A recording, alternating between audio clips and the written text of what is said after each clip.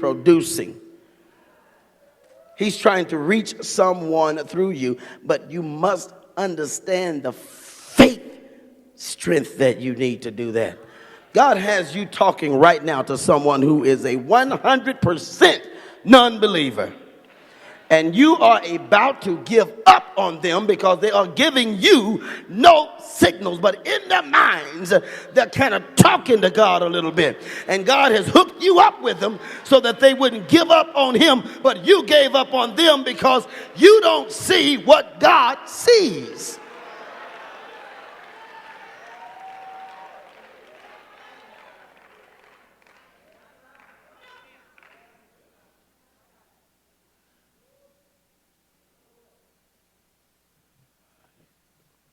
Dr. Bryce, it's probably pretty irritating to go to church. And in your church, you have people who start out with nothing. And then they get blessed and they start having good, productive jobs and they're able to give more to the church. And as they get more productive, then they go somewhere else. And the average pastor, and I'm not average, the average pastor would probably get pretty irritated and try to figure out ways to keep those wealthy people in his church.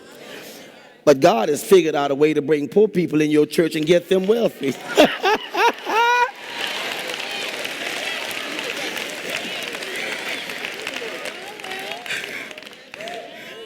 Some just obey God and spring right up. Others got to get poked in the eye or something, other things have to happen in there. but changes. I'm going to get the whole church about that. We don't have company one day, though. But you see, at some point you have to look and say, oh, okay, God, if you were able to deliver people in here 5 years ago, then there might be time for another deliverance.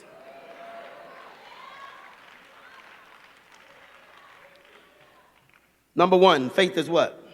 Stretching your imagination. Number two, faith is taking the initiative. Number three, faith is risking failure. Number four, faith is, listen, forget you expecting the best. Faith is expecting the best. If faith is expecting the best, faith must know something that's better than what you know. So if you're expecting faith to produce it, what you think is good, God says there's something better. Now let's get what faith is doing now. Some people don't like you because of your belief system, because you're always trying to seek to do your best. That's not you. That's what faith has on your list.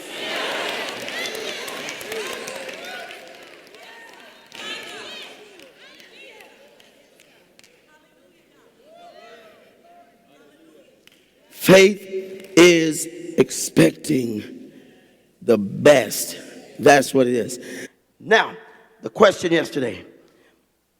We started talking about waiting. I don't know how far we got into it on second service, but we started talking about waiting and how God had to bring Moses. Then he had to wait 40 years for Moses to grow up at Pharaoh's house. Then when it was finally 40 years, you're thinking, okay, Moses, now lead the people out. Now it's time to lead them out. Now God says, oh, wait, you have to go and spend some time with me 40 years in the wilderness. Why do I need to spend 40 years with God by myself? So that I can recognize God when folks start acting a fool. See, I've got to spend some time with God, because if God's going to let me lead people, I got to be able to differentiate between God and a messed up brother talking to me, God and a jealous sister talking to me, God and some senior member of an organization that tells me God said so and so. I've got to spend enough time with God so that if I get stuck out on my journey, I will say that what you're saying don't sound like God. That's why I need these extra 40 years. Do you know how many people come to me with stuff that they tell me God said, as if I just met God on the back of an ice cream truck this morning? Let let me tell you something. Don't ever come to me with a God said unless you know it's a God said. Because when you come to me with a God said and it's what you thought, you lose your credibility with me.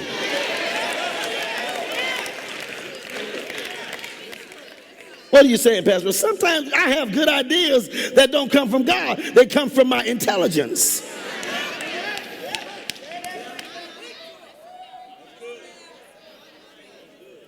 You know how many people kill children because they say God said it? You see how your God said is so important?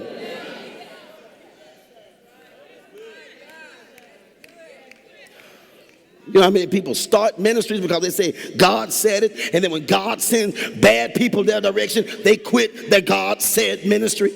You know how many people say God said for me to sing in the choir, then when you got to sing by somebody else, God changed his mind? Watch your God said. Spend enough time with him.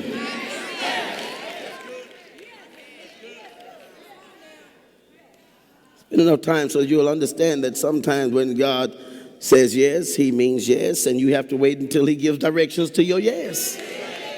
God says cross over, he says cross over, but not right there. I got to take you 7 miles up.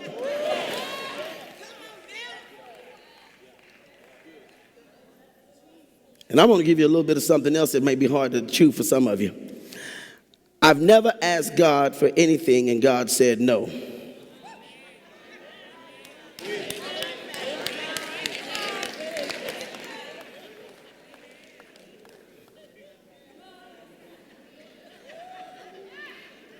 Now I figured out why people get extensions.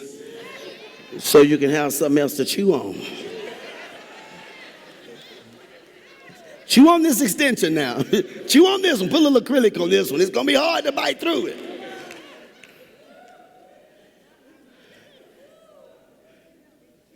If God said no to you, that's something God knows that you shouldn't have asked him. Because whatever that is has nothing to do with your journey. When you ask God, you have to believe you have received it and then wait. God might say not yet, but he is a yes God. Most of you don't talk to God because somebody told you God said no. No, he said seek further because I'm a rewarder of them. Am I talking too much already? That diligently seek me. I got your stuff. But first of all, you need to change the way you come to me. You don't come to me like we equal. I'm not somebody you met at the outlet mall. I'm Alpha and Omega. I'm the first and the last. We ain't the same zodiac. Don't come to me after you've talked to 15 other people about what you said was between you and me.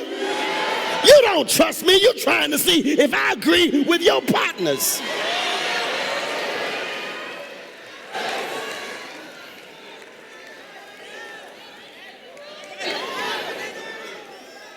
The same Moses that told them, let's go, was the same Moses when they got in trouble at the Red Sea. He said, let's go. Some started walking too early. He said, not yet. God's got to do something else. God didn't say no. It was just not yet. Ushers, I need you to do your things now.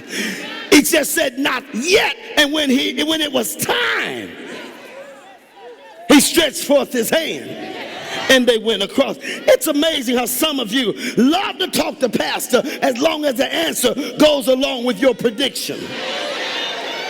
You want counseling as long as the answer matches your prediction. But this is not good right here. But when the answer comes from the same God that you believe when it matches your prediction, but now the answer is different.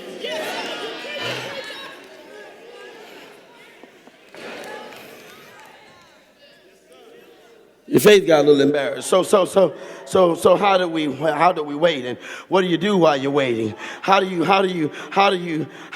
let your faith grow while you're waiting for the answer to your problems, Pastor Rush? I've asked God, now what am I supposed to do while I'm waiting? Number 6, What's number 6? Faith is following the instructions.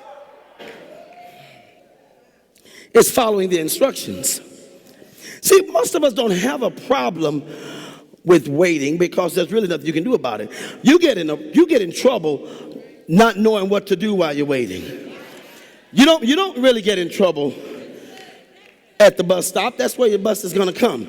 But most people, when I was in school, we got in trouble because we didn't know what to do while waiting on that bus.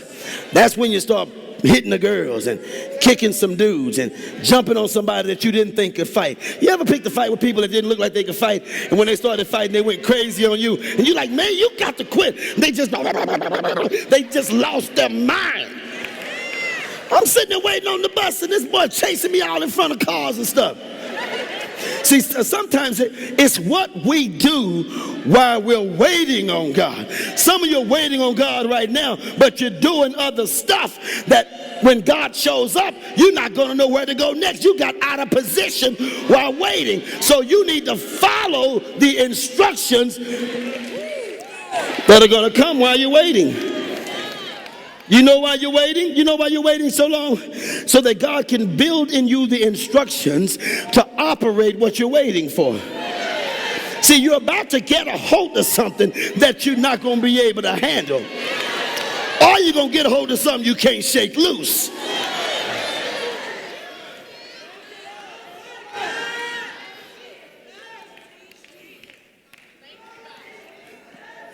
Faith is following the instructions,